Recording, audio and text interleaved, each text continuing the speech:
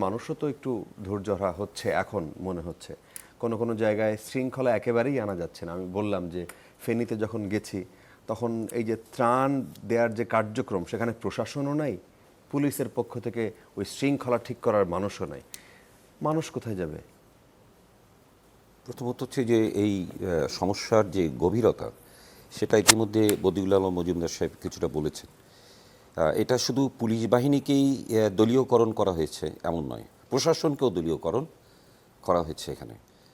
এমনকি নতুন নিয়োগও যারা দিয়েছেন বিগত পতিত ফ্যাসিস্ট হাসিনা সরকার, সেই ক্ষেত্রে নিয়োগের ক্ষেত্রে কিন্তু তারা তাদের যে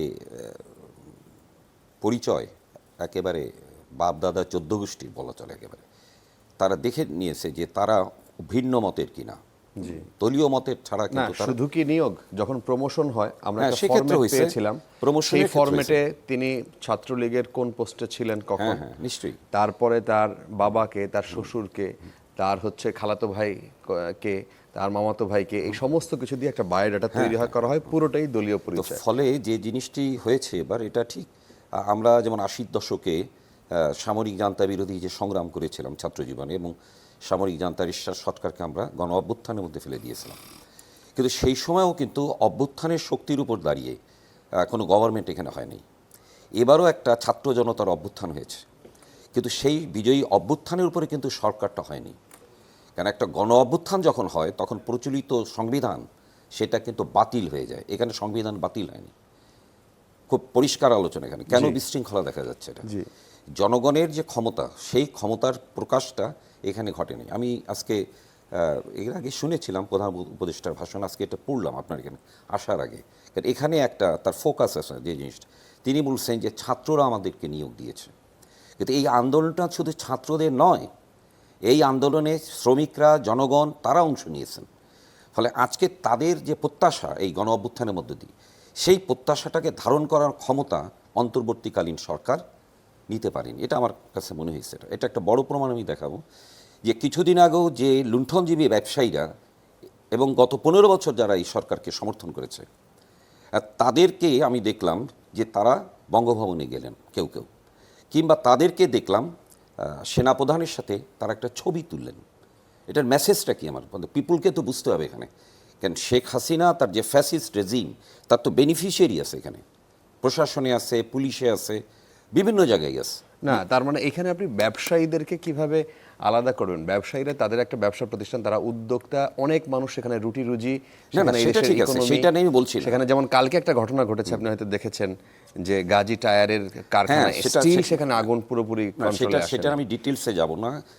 গাজী দস্তগীর সাহেব ওই এলাকার সাধারণ মানুষের জমি কিভাবে কেড়ে নিয়েছেন, কম দামে কিনেছেন, সেই ইতিহাসে আমি যাব না। কিন্তু এটা তো আমরা সমর্থন করি না, যে ঘটনা ঘটছে সেখানে লুটপাট, এটা কেউই সমর্থন করতে পারে। কিন্তু আমি বলছি যে গত 16 বছরে কিন্তু এই যে ভূমিদস্যু, এই যে দুর্নীতিবাজ, এই যে সিন্ডিকেট ব্যবসায়ী, যেমন আমরা দ্রব্যমূল্যে মানে বাজারের কারণে, বাজারি শোষণে আমরা বিপর্যস্ত হচ্ছিলাম জনগণ।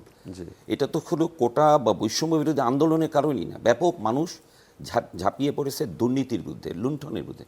আমি একটা ছোট্ট উদাহরণ দিতে চাই এখানে। সম্ভবত 98 সনে শেখ হাসিনা যখন প্রথম এলেন 96-তে, উনি পুলিশ অফিসার্স অ্যাসোসিয়েশনের একটা বৈঠকে তিনি বললেন যে পুলিশ অফিসারদের তাদের সম্পত্তির হিসাব দিতে হবে। কদিন পরে পত্রিকায় বেরোলো পুলিশ অফিসার্স অ্যাসোসিয়েশন তারা মিটিং করে বলছে যে মন্ত্রী এমপিরা যদি সম্পদের হিসাব দেয় তাহলেই নাকি তারা দেবেন। তখন এটা অনেক আগের কথা, 96 কি 97 or 98 উনি আসার পরে। তো এইটা আমার কাছে মনে হলো, এটা একটা আমার কাছে ঔদ্ধত্য মনে হলো। একটা দেশের প্রধানমন্ত্রী, সেই সময় তিনি এইটা বললেন, তো সেখানে এই উত্তরটা এলো। তার মানে এটা কিন্তু আর এগোলো না। এই যে হিসাব দেওয়ার, যেটা সম্পদের হিসাব দেওয়ার, যেটা প্রধান একটা বিধান কাগজে কলমে আছে।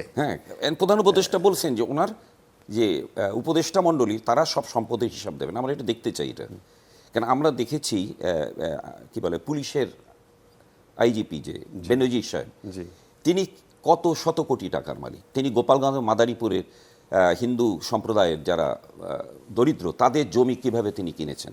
অর্থাৎ আপনি যখন আইন শৃঙ্খলার পরিস্থিতির দিকে আসবেন, শৃঙ্খলায় আসতে চাইবেন, তখন অর্থনীতির ক্ষেত্রে, সমাজের ক্ষেত্রে শৃঙ্খলাটা আছে কিনা, যারা আইন শৃঙ্খলা বাহিনী সেই আইন মানছে না,